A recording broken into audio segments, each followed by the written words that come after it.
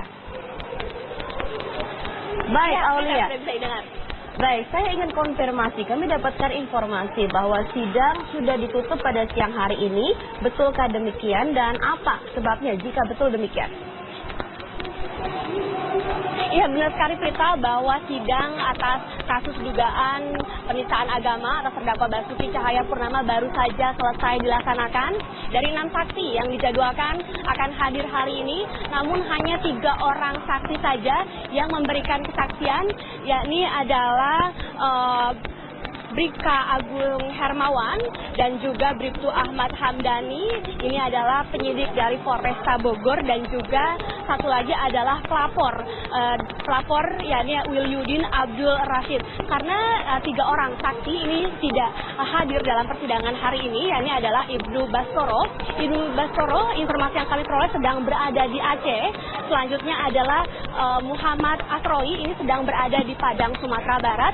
Dan yang terakhir adalah Iman Sudirman, ini merupakan ketua HMI Palu. Informasi yang kami peroleh ini tidak ada keterangan. Dan memang ini berbeda sekali Prita jika dibandingkan dengan sidang sebelumnya, tepatnya pada sidang kelima ataupun sidang keempat. Biasanya sidang atas dugaan penistaan agama ini berlangsung hingga malam hari, bahkan hingga tengah malam. Namun hari ini hanya 3 orang saksi saja yang memberikan kesaksian tadi. Dan dalam persidangan tadi majelis hakim masih terus memfokuskan terkait dengan BAP atas pelapor dari Wilyudin Abdul Rashid. Tadi majelis hakim juga sempat mengkonfrontir keterangan saksi pelapor, yakni Wilyudin, dengan Bribka Agung selaku Banit SPKT Polresta Bogor. SPKT ini merupakan unit yang menerima laporan dari masyarakat. Tadi majelis hakim terus menggali soal BAP dari Wilyudin yang dinilai janggal karena berdasarkan pengakuan dari Wilyudin Hamdani ini yang menyatakan bahwa melihat video dari terdakwa Ahok ini di kediamannya di Bogor. Dan tadi juga hakim sempat menanyakan mengapa tidak merekomendasikan untuk pelaporan ke kepolisian Kepulauan Seribu. Namun saksi tadi menyebut bahwa pihaknya ini tidak bisa menolak setiap laporan yang masuk dari masyarakat, sehingga harus tetap memproses setiap laporan tersebut. Dan terkait dengan pemanggilan 2 saksi anggota polisi ini merupakan keputusan dari Majelis Hakim Pengadilan Negeri Jakarta Utara setelah dalam sidang sebelumnya ini sempat ditunda karena juga ada ketidaksesuaian data. Dalam BAP tercantum bahwa kasus Ahok ini terjadi pada 6 September 2016 dengan lokus delik ataupun tempat kejadian di Tegalega, Bogor. Sehingga ini juga ditanyakan ataupun yang menjadi perhatian oleh majelis hakim. Dan saat ini juga kami masih menunggu Prita keterangan resmi, baik itu dari pihak kuasa hukum terdakwa Basuki Cahayapurnama ataupun dari terdakwa sendiri, karena sebentar lagi akan ada konferensi pers. Dan kita langsung bergabung dengan rekan kami yang memantau konferensi pers yang akan dilakukan oleh tim kuasa hukum terdakwa Basuki Cahayapurnama. Menyatakan keberatannya karena berdasarkan koordinasi antara penasihat hukum, ya, salah satu di antara kita dengan pihak penuntut umum itu hanya 4 bersama Wilyudin, yaitu 1 saksi Baskoro, ya, Ibnu Baskoro, 1 lagi saksi Iman Sudirman, 1 lagi adalah Muhammad Asroi dan Saputra. 3 itu. Jadi kita berkeberatan karena sepakatannya adalah apa yang sudah disampaikan untuk itu. Karena kita karena kita tidak fokus untuk saksi yang lain. Dan satu lagi yang penting juga, ini saksi-saksi yang berkaitan dengan saksi pelapor. Dan terus terang pengalaman kita dari saksi-saksi pelapor yang sudah diajukan itu banyak kejanggalan-kejanggalannya. Antara lain, saksi-saksi itu punya afiliasi politik, saksi-saksi itu ternyata punya perasaan dendam dan tidak suka, saksi punya rasa kebencian, dan saksi-saksi itu juga ternyata katakanlah tidak jujur juga, ya, tidak objektif juga. Dan kita melihat juga saksi yang 3 itu pun juga ada kejanggalan-kejanggalannya. Oleh karena itulah kita minta semua saksi pelapor ini diperiksa lebih dahulu supaya kelihatan bahwa laporan ini memang laporan rekayasa, ya. Dan itu bisa kelihatan. Seperti ada 1 saksi, ya, yang dari Palu itu, ya. Saksi namanya Sudirman, ya. Sudirman yang tidak datang hari ini. itu ternyata bisa jawabannya itu yang di Palu sama dengan jawaban saksi yang sebelumnya yang di Jakarta, titik komanya sama. Nah, bukan persis kejadiannya juga dengan kasus Gus Joy dengan kasus Baharudin. Artinya apa di sini? Bukan soal katakanlah persamaannya aja yang aneh. Berarti ada pihak di luar itu yang mengatur semua orang-orang ini untuk maju sebagai saksi dan memberikan keterangan yang persis sama. Karena nggak mungkin satu saksi di Palu itu memberikan keterangan yang sama dengan saksi yang di Jakarta, apalagi penyidiknya itu tidak saling mengenal dan tempatnya saling berjauhan. Dan mereka juga mengaku tidak saling mengenal. Jadi kita perlu bongkar ini, ya, mengenai saksi-saksi pelapor ini, ya, bahwa apakah saksi-saksi ini memang melaporkan atas kehendaknya sendiri, ataukah memang ada yang menyuruh begitu. Dan juga ternyata ada sebagian saksi termasuk yang tidak hadir pada hari ini, itu saksi dari FPI. Ya. Nah, jadi dengan demikian sebagian saksi dari FPI atau yang punya kedekatan dengan FPI. Jadi dari gambaran ini kita sudah melihat, ya, ada pihak yang ternyata mempunyai peranan untuk mengatur saksi-saksi muncul. Apalagi dari segi waktunya, kebanyakan semuanya saksi-saksi ini hampir bersamaan waktunya tanggal 6 dan tanggal 7 Oktober melaporkannya. Jadi kita perlu tahu kenapa saksi-saksi ini maju sebagai saksi pelapor dan apa profilnya, latar belakangnya. Sehingga dengan demikian memperlihatkan bahwa apakah ini saksi murni yang memang merasa katakanlah ada masalah dengan sambutan Pak Ahok, atau memang sudah rekayasa dari atas begitu. Nah, untuk itulah kami minta semua saksi ini diperiksa dulu. Jangan loncat-loncat. Kalau loncat-loncat nanti nggak kelihatan, bahkan dihilangkan. Seperti ini saksi Ibnu Baskoro, udah 2 kali dipanggil dan dia ternyata tidak pernah muncul. Tadi kita minta supaya saksi Ibnu Baskoro ini karena 2 kali dipanggil tidak hadir, kita minta upaya paksa kepada saksi Ibnu Baskoro. Kan agak aneh ini, yang pada waktu lapornya semangat hadir semuanya, ya. Tapi waktu sidang karena udah ketahuan dibongkar satu persatu menjadi apa yang menjadi latar belakangnya dan juga berbagai kejanggalannya, mulai kelihatan sekarang males-malesan untuk muncul. Nah, dan juga tidak ada alasan untuk tidak muncul begitu. Nah, kita tidak menginginkan hal seperti ini. Karena begini, tadi majelis hakim sudah bilang, ya, kenapa ingin semua saksi ini hadir? Supaya kebenaran materialnya itu terungkap, ya. Kita ingin kebenaran material dari itu kata hakim sendiri.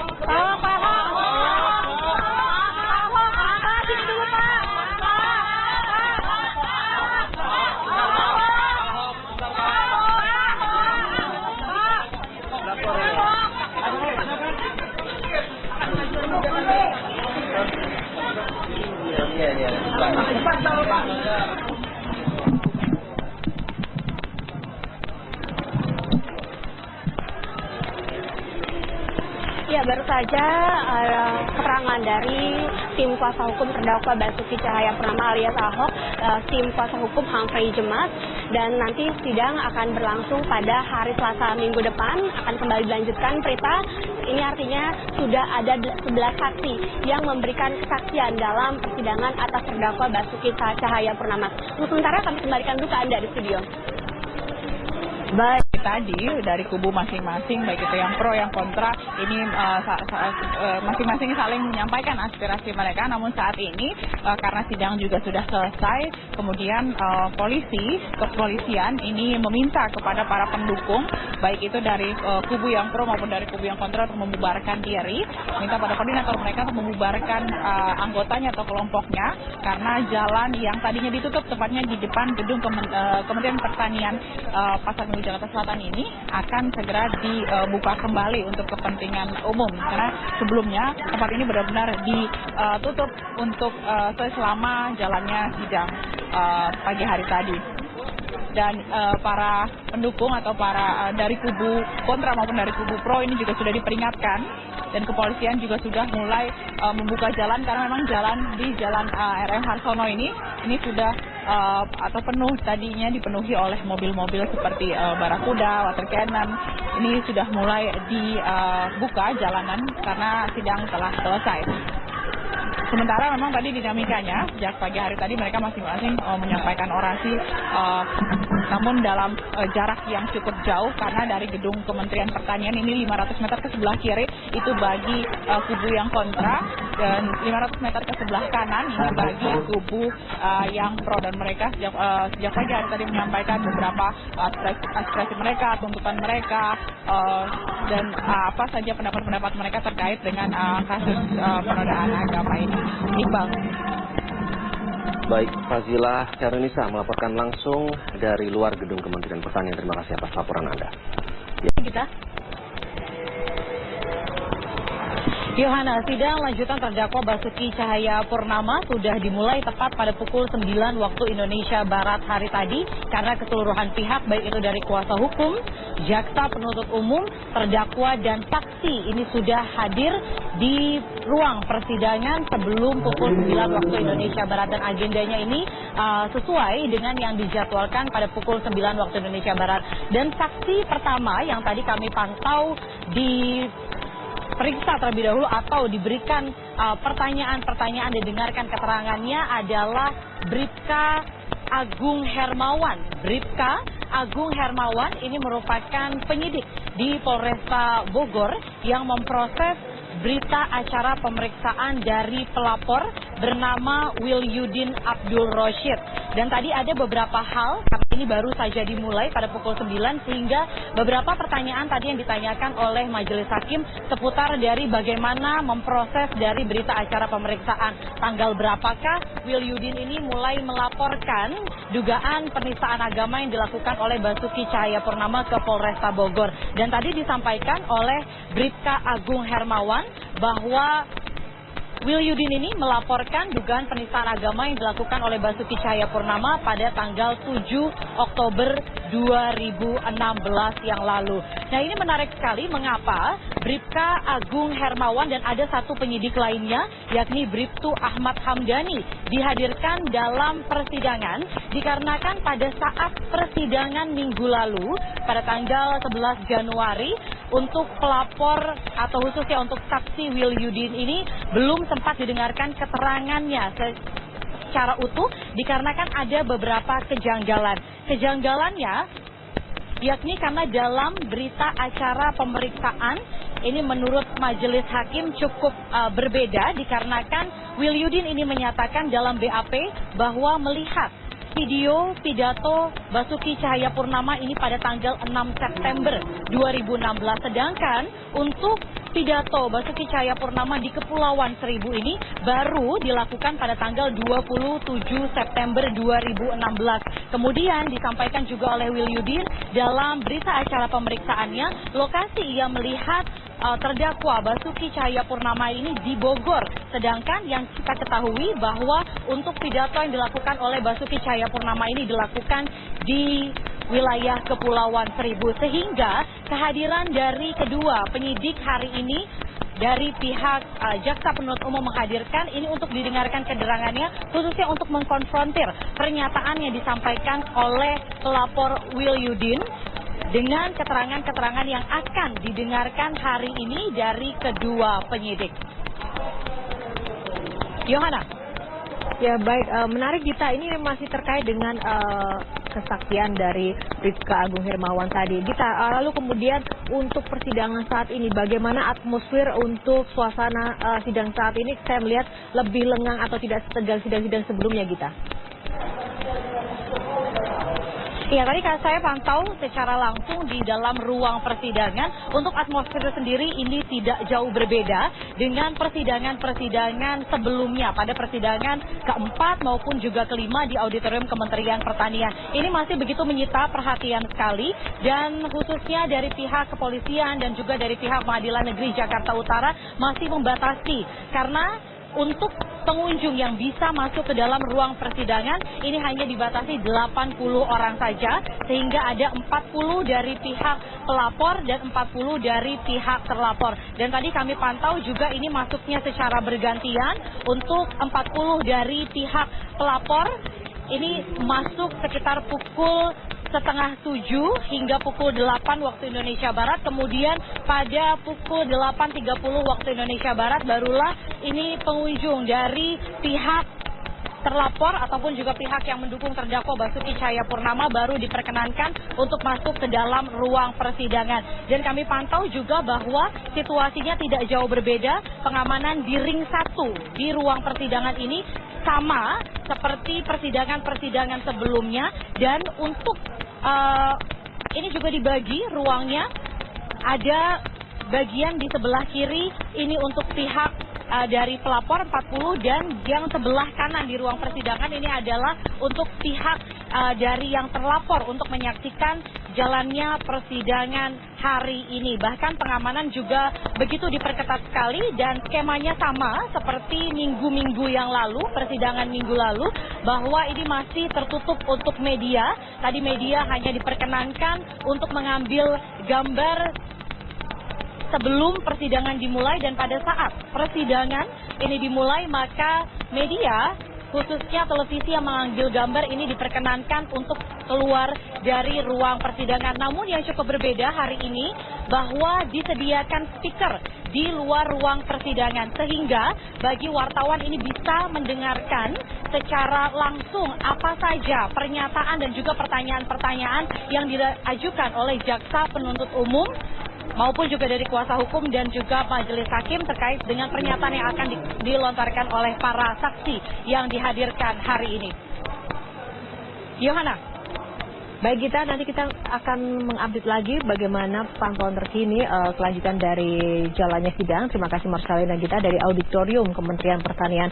Dan pemirsa, kita juga akan melihat bagaimana suasana terkini di sekitar area Kementerian Pertanian, gedung Kementerian Pertanian, bagi Anda juga untuk memantau kondisi jalanan dan lalu lintas. Dan ini adalah jalan di Jalan RM Hartono yang ditutup untuk sementara karena ada massa dari dua kubu pro dan kontra Ahok yang ada di sini, yang tadi sudah tiba sekitar pukul 8 untuk menyuarakan orasi mereka.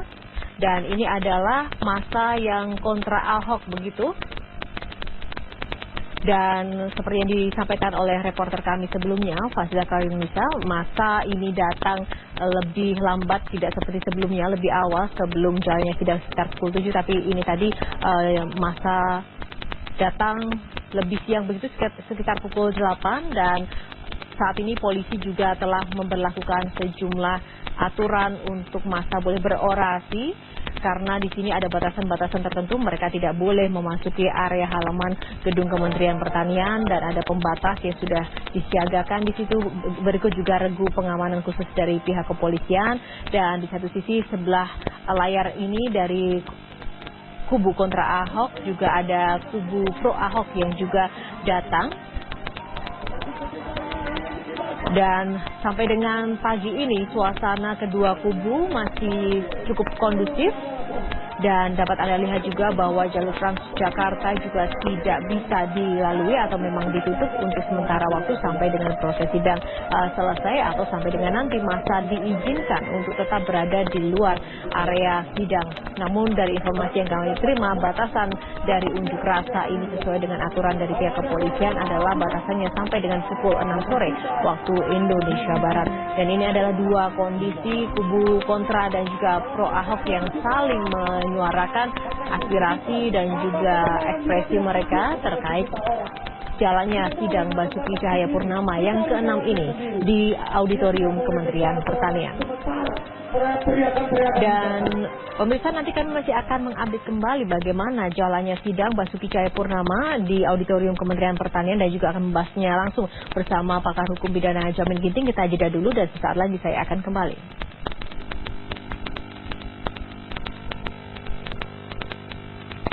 Sidang lanjutan kasus dugaan penodaan agama dengan terdakwa Basuki Cahayapurnama. Tadi sudah ada laporan terkini bahwa sidang sudah dimulai, dan yang pertama tadi saksi dari polisi telah dihadirkan yaitu Bribka Agung Hermawan dari Polresta Bogor yang kemudian memberikan keterangan terkait mengklarifikasi atau mengkonfrontir juga laporan dari Wilyudin yang menjadi salah satu saksi yang diajukan oleh JPU.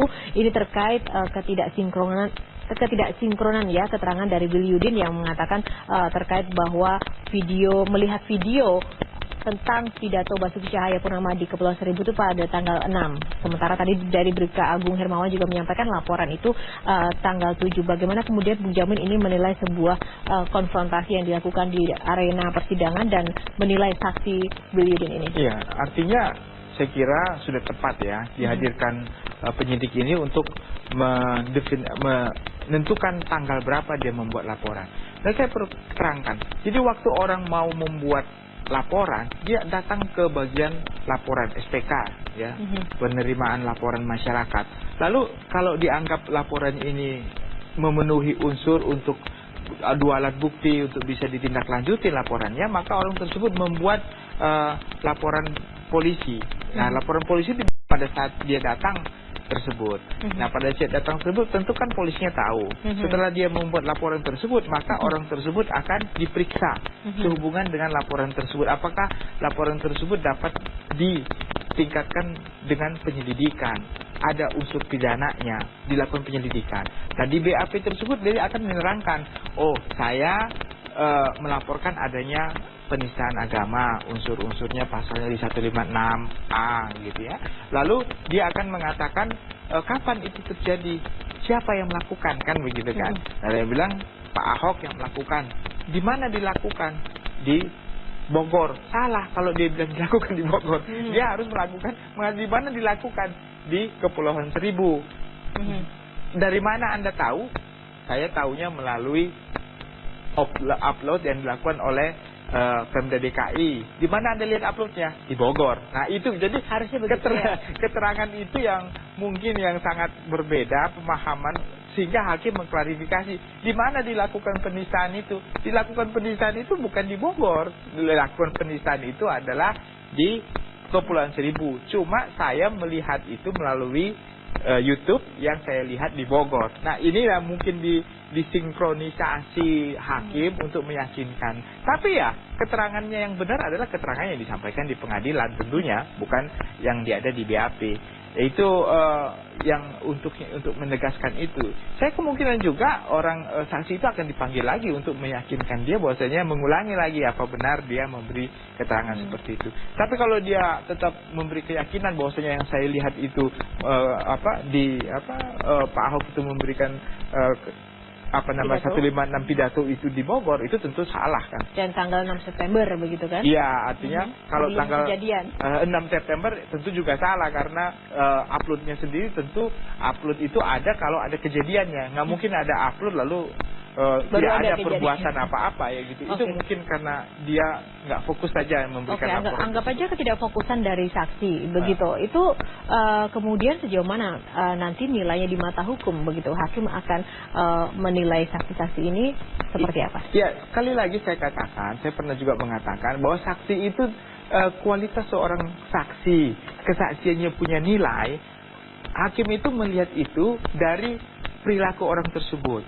Terus alasan-alasan orang itu memberikan kesaksian. Kalau berdasarkan pertimbangan hakim, alasan-alasannya yang diberikan tidak masuk akal, maka hakim tidak bisa menerima keterangan tersebut. Tetapi kan hakim tidak boleh mengekspresikan di depan persidangan ketidaksetujuannya terhadap keterangan orang tersebut. Nggak boleh. Hakim itu harus netral. Jadi dia kalau ada keterangan saksi di depan persidangan, menurut hakim itu ini orang memberi keterangan nggak benar, dia cuma bisa memperingatkan saja. Tapi tidak boleh mengatakan, oh Anda kayaknya ngomong nggak benar, lama harus ngomong benar. Nggak boleh.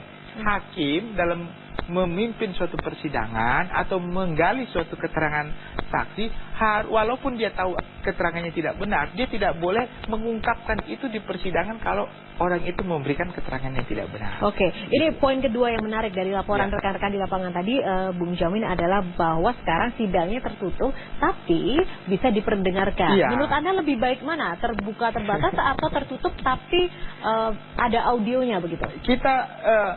Hakim itu waktu menyatakan tidak boleh meliput secara langsung real time terhadap keterangan saksi karena dikhawatirkan saksi lainnya nanti itu bisa menyesuaikan keterangannya sesuai dengan saksi yang dia lihat, dia tonton dalam real time tadi begitu. Nah, sekarang dibuatlah suatu kebijakan tadi kita dengar dari reporter, ada speaker di luar. Lah ini kan sebenarnya sama saja. Apa bedanya real time visual dengan speaker? Tentu kan speaker juga akan didengar oleh orang yang di luar. Nah ini saya tidak tahu alasan-alasan apa. Kalau memang menjaga supaya keterangan seorang saksi tidak bisa harus takutnya sinkron, menyesuaikan keterangan dengan saksi sebelumnya.